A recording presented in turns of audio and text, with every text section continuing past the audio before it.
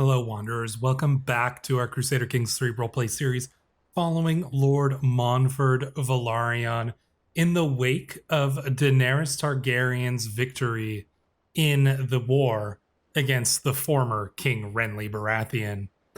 And as we take a look at our main character here, Lord Monford, the Sea Pearl as he is known, well, he will have something new adorning his chest, and that is the symbol of the hand of the queen. Indeed, we are now Daenerys Targaryen's hand, and we have been put into a position of power that the Velaryons have not seen in many, many generations.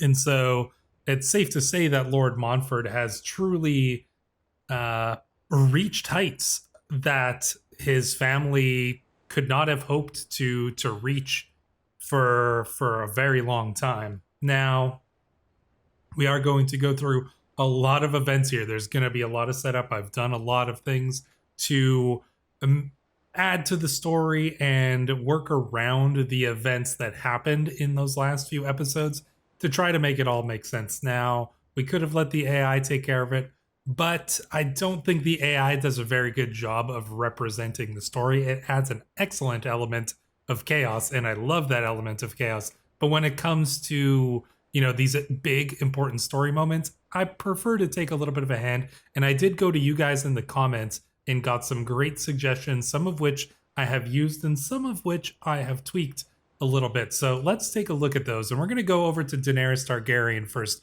our new queen. Now, Daenerys, we'll take a look at her traits here. Humble, paranoid, and content. So a pretty interesting array of traits here. Obviously, she's not super ambitious. She is not like she's not the Daenerys that we know from the books or from the show even. We can presume she's a little bit different. Perhaps she has not been weathered as much by her time in Essos as she was in the books. But we can probably assume that there's still a little bit of the Daenerys Targaryen we know. She did, after all, come here with an army to take her claim. Now, we can see here right away that she is betrothed to Jon Snow. Now, this was the general consensus, was that as Jon Snow's wife, who was our daughter, his late wife, I should say, had died of wounds taken during the war. I guess she was fighting alongside the armies of Jon during the war of Daenerys' conquest. And, well, considering that he was freed up and he is of Targaryen blood, it seemed only natural to put them together. And now, one thing I want to add to this story, and I think that this makes sense, this goes along with the show. I mean, we see this exact thing in the show, and I do believe that the books are leading to this as well. And that is the idea of Jon becoming a dragon rider himself and having a romance, a love with Daenerys. That seems like the natural way that the books are going to go. Obviously, that's what we saw in the show. And so I believe in this timeline, Jon has also become a dragon rider, probably riding Rhaegal, which is what he was riding in the show as well.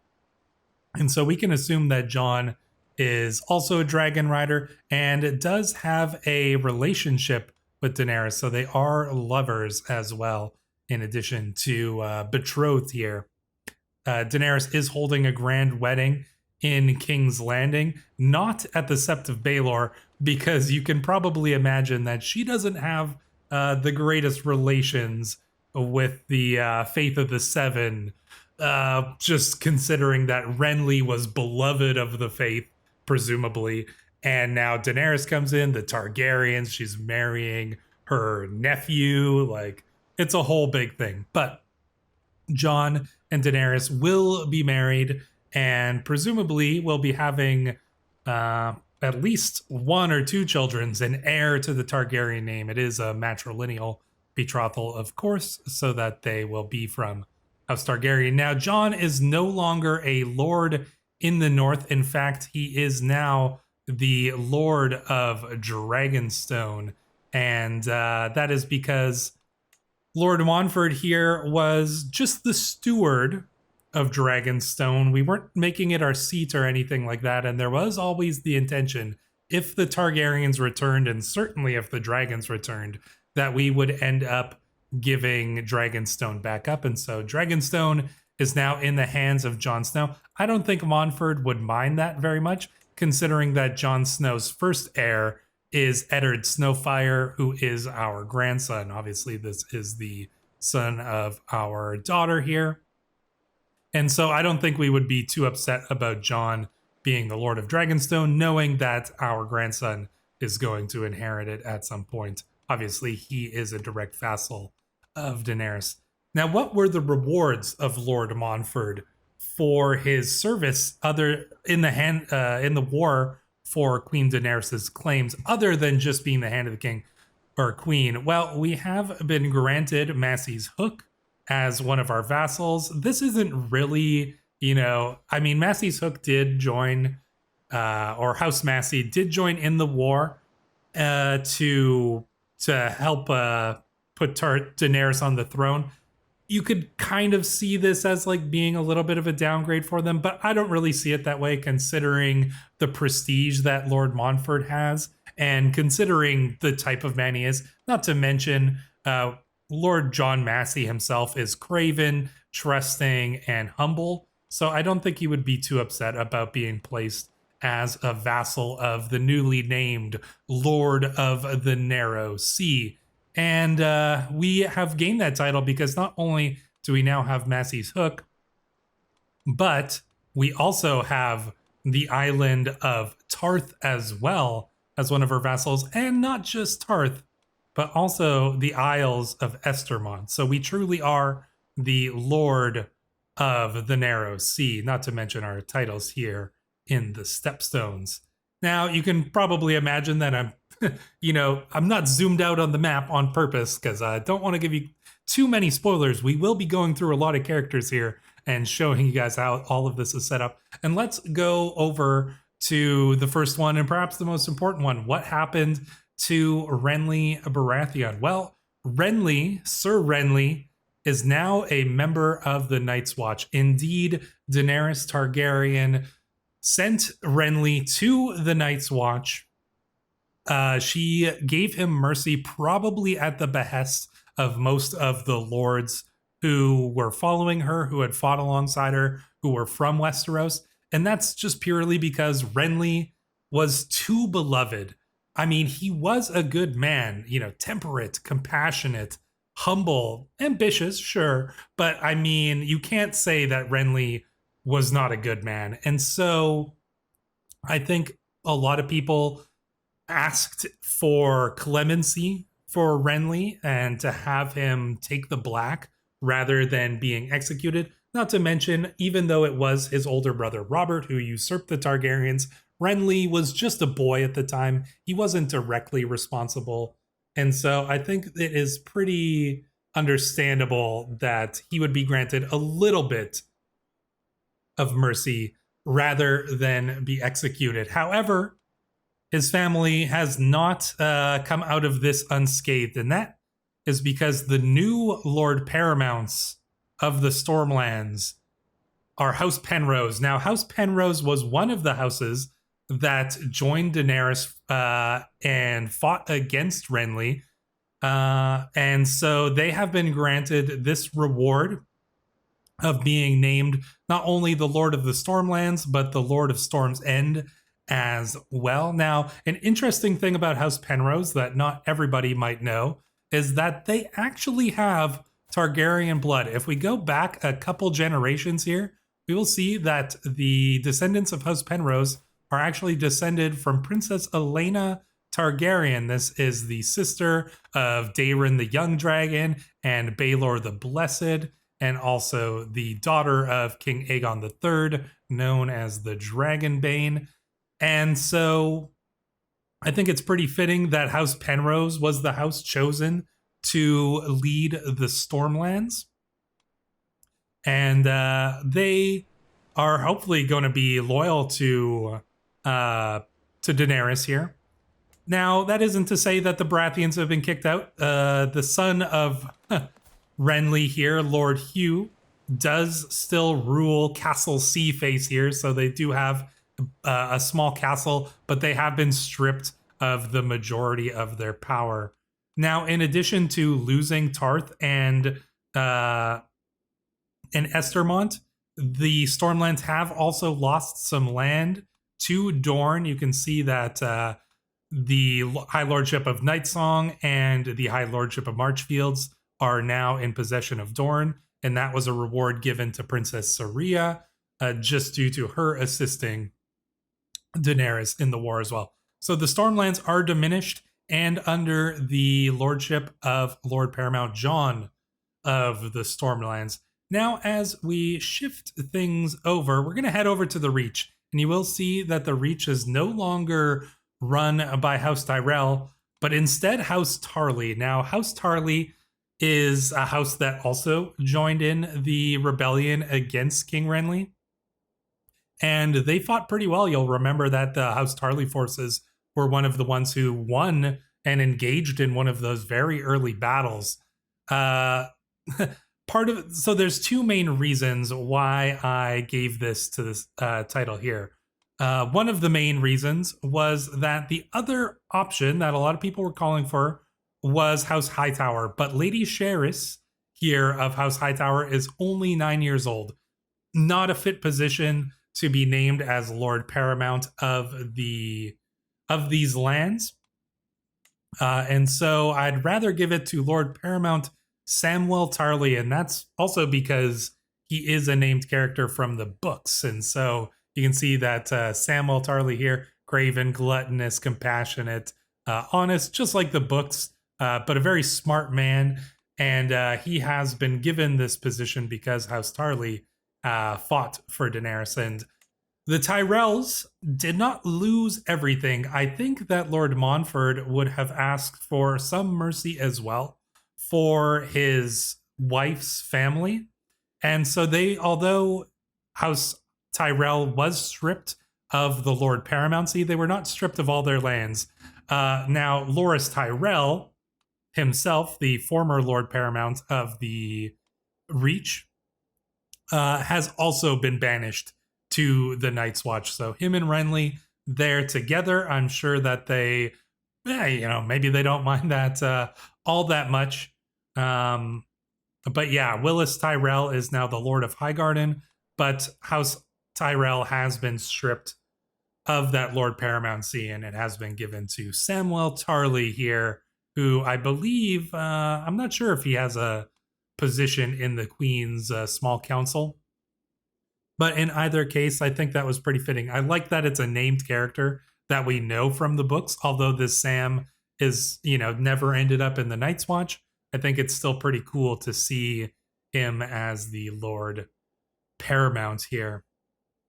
Now, there was one other main lord who was fighting against Daenerys, and that was, of course, Lord Tyrion Lannister. And there's a little bit more to this story. Now, a lot of people were calling in for this, and my first thought was to go along with the general consensus in the comments, and that was that although Tyrion fought against Daenerys, he would probably find a way to weasel his way out of of being punished. And obviously Lord Montfort, his friend, would presumably, assist him in that, in trying to get Daenerys to essentially show him mercy. And I had this thought that would probably make sense. But as I was setting all this up, I had an even more interesting thought. And that was, what if during the war to put Daenerys on the throne, we know that Daenerys has these three dragons, Drogon, Rhaegal, and Viserion. And we know that Daenerys presumably rides Drogon. We know that now Jon Snow is the rider of Rhaegal. What happened to Viserion? Well, I believe that Viserion was killed during the war. And I think that he was killed by the actions of Tyrion Lannister. Tyrion is a very smart man. He is a man who, if although he loved dragons, we know that Tyrion loved dragons from in the books. There's even some speculation that maybe he would have been a dragon rider because potentially there's all these conspiracy theories or, things like that of whether Tyrion was actually a son of the Mad King. That's a whole big thing. You can go and look into that if you want to. But I think if you put the question to Tyrion of how would you deal with a dragon, I think a smart man like him would figure out a way. And we know that dragons can be killed. And so, yeah, like I said, I think that Tyrion was the one responsible for Viserion's death, perhaps at the hands of a great ballista. Obviously, Tyrion didn't do it himself, but I think he put the plan into place. Maybe it was a trap or something like that ended with Viserion's death. And so, yeah, I don't think that there would be clemency for Tyrion. And so I believe that Tyrion was stripped from his lands. And I think that once it was discovered that he was the one responsible for the events that led to the death of Viserion, I don't even think Lord Montfort would be able to persuade Daenerys not to execute his friend. And so while Tyrion was waiting for execution, I believe that Lord Montfort may have smuggled his friend out of the city and to Pentos. And so we have Tyrion here in Pentos as Prince Durio of Pentos's steward. So he escaped execution. He made his way to Pentos with the help of Lord Montfort. One last act of friendship from Lord Montfort, kind of going against his queen.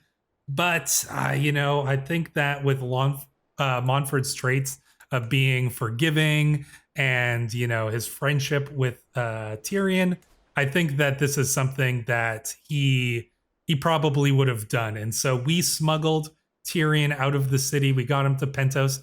That's as much as we can do for our friend. What happens to him from there is up to him, essentially.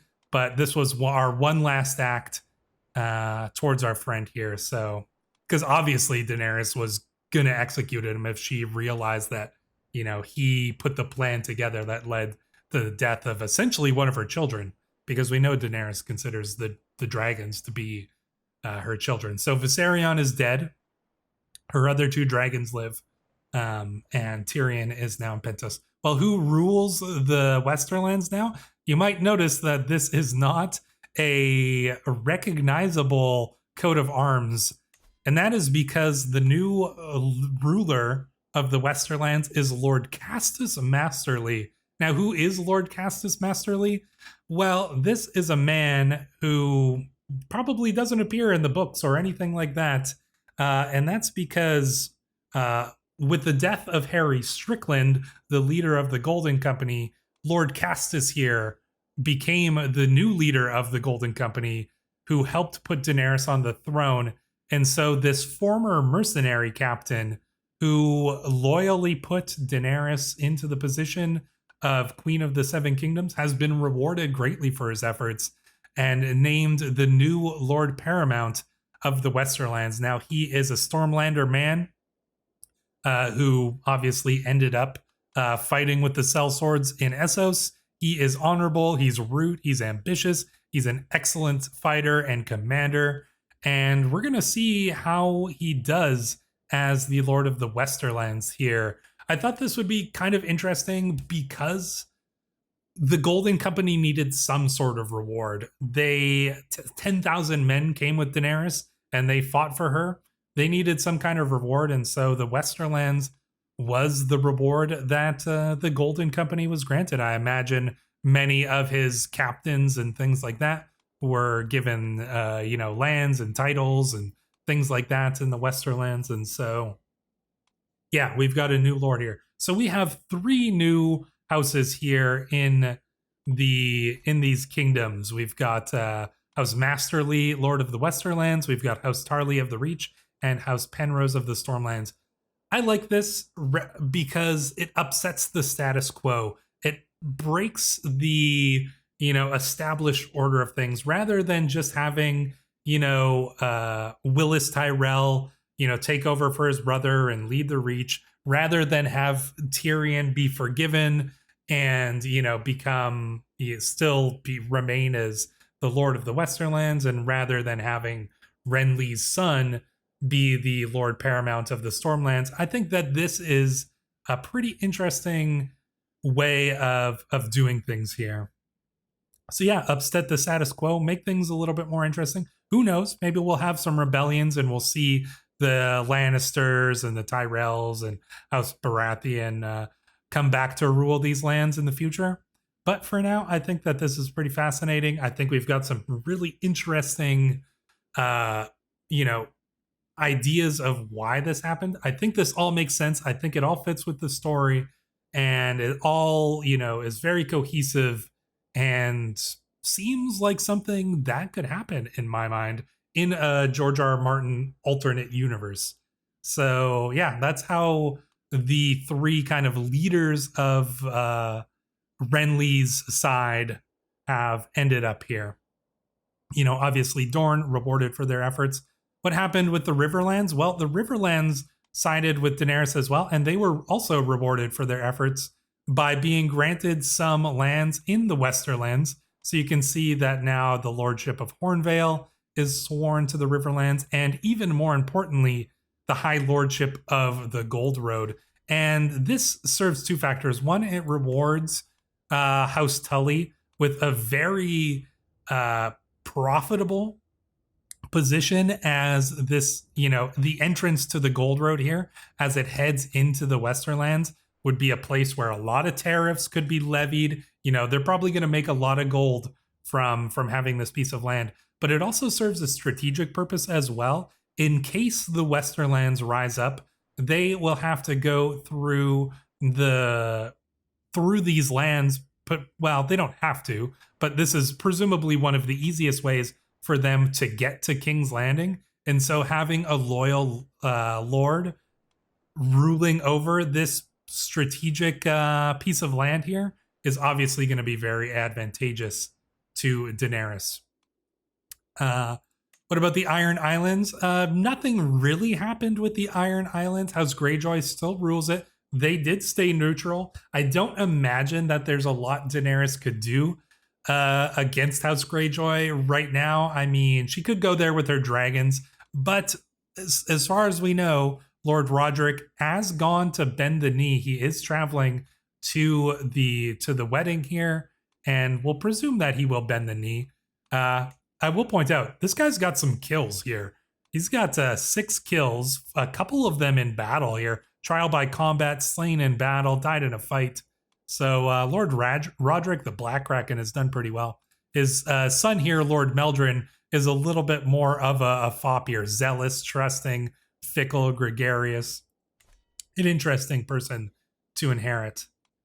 What about the Vale? Well, in the Vale, Lord Orwell still rules. Now, some people were suggesting that there might be some punishment to House Arryn for their role in ousting the Targaryens. And I think there was some good points made there. But I think the conniving influence of Lord Peter Littlefinger has allowed the Vale to remain mostly untouched. And I think part of that too is that after all this war, I think the counselors, like Daenerys' small council, would probably, suggest that trying to do much against the Vale and against House Arryn might not necessarily go well. That would be a very hard fight to win.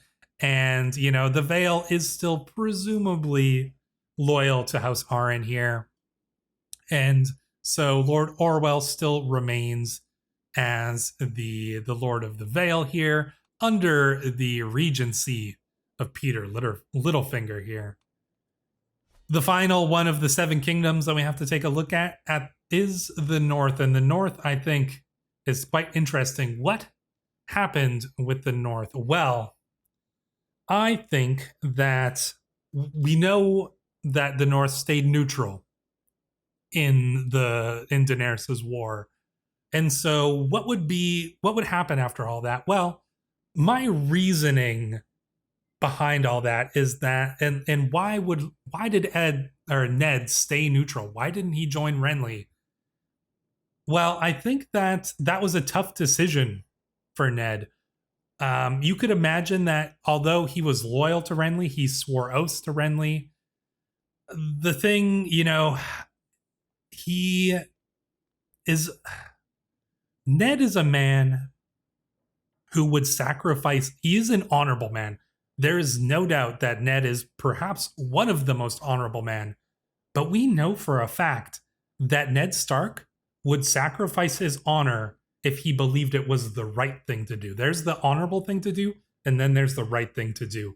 And when Ned Stark learned that Daenerys Targaryen was coming with her dragons, I think that he would understand that sending the forces of the North to fight against her, to fight against the dragons, was a fool's cause. He would be sacrificing the sons of the North for an endeavor that would no doubt fail. I think he knew that. I think that he knew that the sons of the North would die if they marched south in this situation. And so it was a dishonorable thing to do, to hold back the forces of the North and not join Renly. But I think it was the right thing to do. Now, what does Ned Stark do after all this? Well, I think that regardless of how the war ended up, whether Daenerys won or whether Renly won, I think that Ned would take, I think he would head south. He would, go south through the Neck. He would make his way to King's Landing, and he would submit himself to the judgment of whoever sat on the Iron Throne, whether that be Renly or whether that be Daenerys. I think that as an honorable man, he would understand that judgment must be delivered. And so I imagine he rode south. He went to King's Landing. He prostrated himself before Daenerys Targaryen and accepted his fate, whether that be execution for his role in ousting the Targaryens, or whether that be any other punishment that she might levy upon him. Now, I think during all this, once again, the Lords of the Realm, particularly Lord Montfort as the Hand of the Queen, would have once again asked for mercy for a man as honorable as Ned Stark. Montfort fought alongside Ned in the War of the Bastard King. We probably know him reasonably well. We know him to be an honorable man. And so I think we asked for mercy there too. And so Ned Stark has been sent to the wall as well. And that leaves, obviously, his son, Robb, as the new Lord of the North. And so Ned Stark is at the wall. Robb is now the Lord of the North. And Robb is not happy with Queen Daenerys. You can see that he is not pleased with the situation. He's not pleased that his father was stripped of his lands and was sent to the wall. Is that, it's a just thing, certainly, and Robb is a just man, but he's also a stubborn man. And so, your father being stripped of his positions, even if it was presumably just, I think we know Robb well enough to know that he would probably, he would be upset with this. Is he going to lead a rebellion of the North? Is he going to try to become king of the North once more? That's an interesting question. I suppose we'll see. But I think that this was a pretty fitting outcome there. And so this is the state of the realm here as we go into the new reign of Daenerys Targaryens. So this is pretty much everything here. I think we've taken a look at all these important characters. I do want to just point out, Bronn is alive. He's just somewhere. Where actually is he? Oh yeah, he's over here in Hayford. I just marked him. I don't know what he's doing. I don't know what he's up to. let me know in the comments if you have an idea of what we should do with Bronn. Should we send him over to Pentos with Tyrion? That could be kind of interesting anyways. But yeah, that's the state of the realm. And now we are going to the wedding of Queen Daenerys and Prince Consort Jon here. And so we're going to start time rolling here. We've got a few kind of like events and things like that might pop out. But yeah, this is the wedding here. Let's see what happens. The guest list you can see. We've got quite a few lords here. Roderick, Lord Paramount Jon, Samwell Tarly, Darren Gloweyes, and obviously many other lords and ladies are going to be at the ceremony here. We are taking the recreation thing because we are extremely stressed. We could easily die from stress at any moment. We might not even make it to the end of this episode. Who knows? We are currently raising our son, Lord Corlys here. We have him as our ward. And we are also raising, as another one of our wards, Eddard Snowfire. So this is our grandson as well. So I'm really hoping that perhaps Corlys and Eddard will become friends. But who knows? Tough to say what happens there. What do we have here? Greetings, my serene. Oh, okay. Daenerys was making Jon our vassal. Okay, I'm fine with that. It was probably going to happen just because we are the de jure ruler of it. I'm fine with that. It's whatever. I was kind of hoping she would keep him as her vassal, but you know, it's no big deal there. Let's see. 15 days till the wedding begins. We'll see what happens at this wedding. Who knows? You know, maybe somebody's going to try to assassinate Daenerys. I can't imagine like everybody is happy with her reign here. I look around myself in excitement. Everywhere I lay eyes on, there are mingling guests, flowers on every surface, buzzing servants with loaded dishes, and a very proud house. Queen Daenerys checking the final details. The nervous but excited spouses, Daenerys and Prince Jon, stand at the ready. The ceremony is just about to begin. I can't wait. All right, let's see. Let's see what happens during this wedding. Will there be any interesting events or anything like that? Who's to say? Time is passing here. Well, I guess we can speed things up a little bit here. Queen Daenerys has become the owner of Flexible Mail. Okay, sure.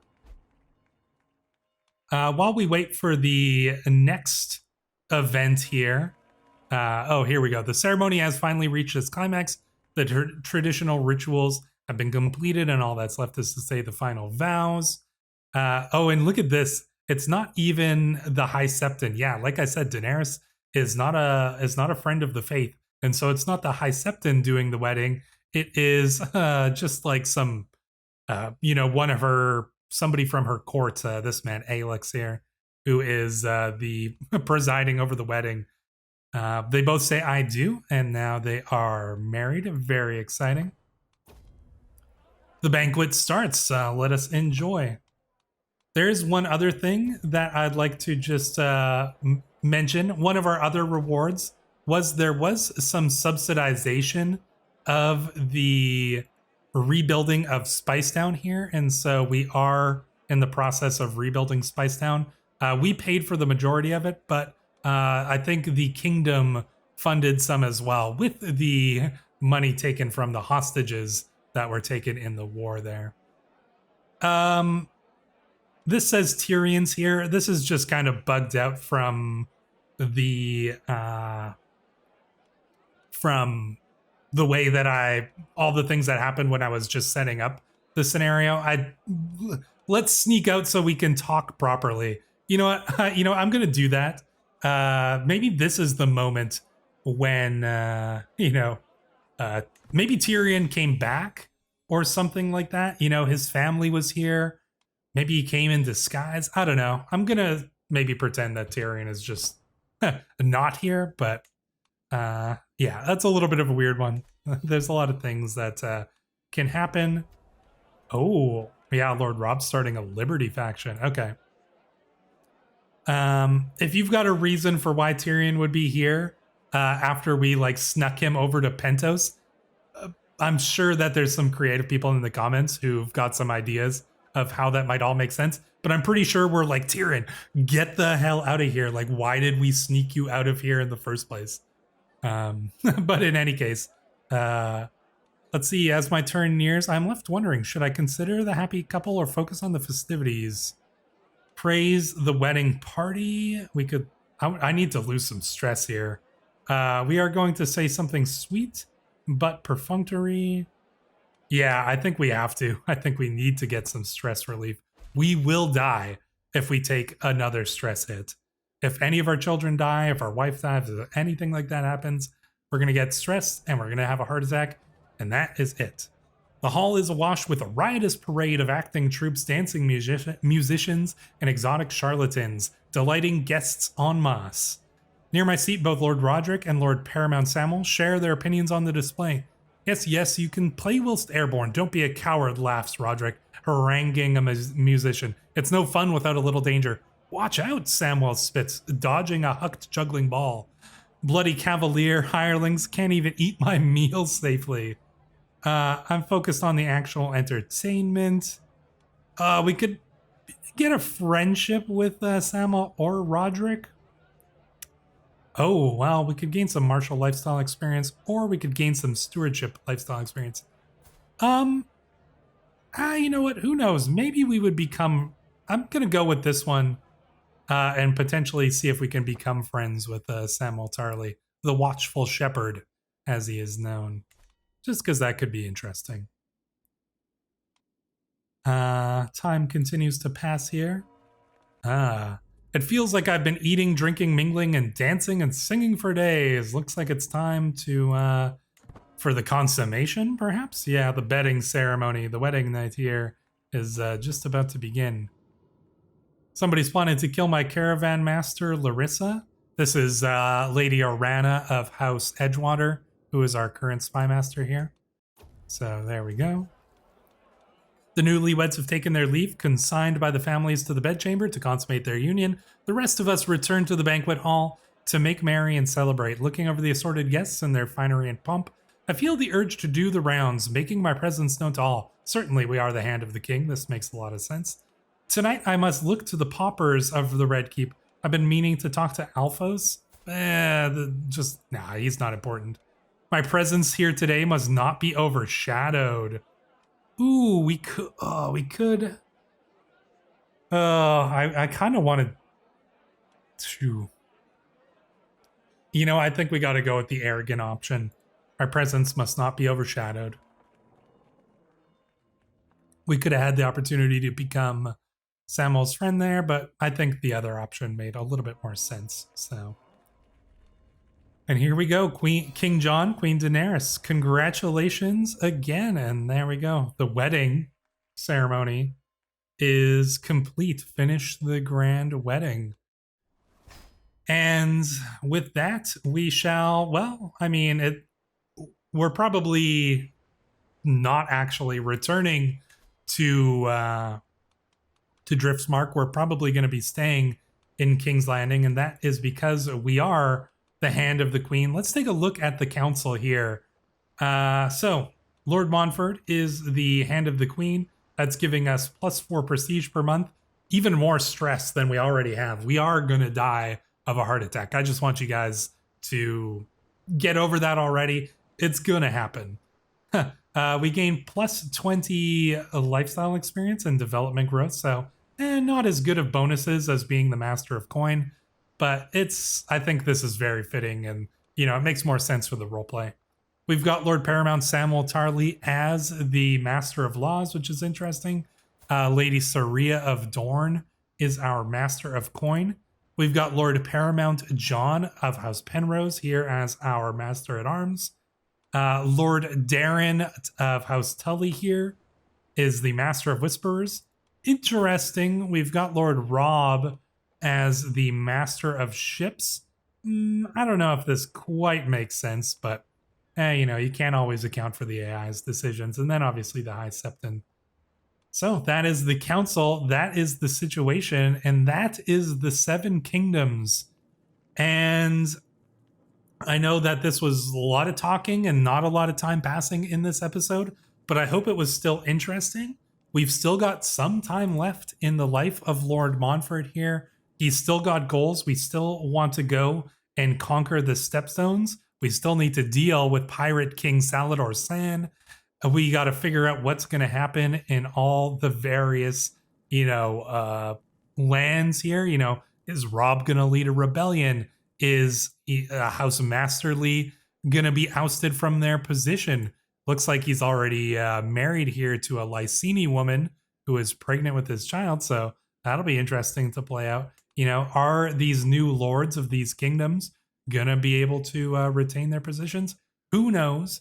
But we will find out in the next episode. So leave your comments down below, Wanderers, and I will see you in the next one.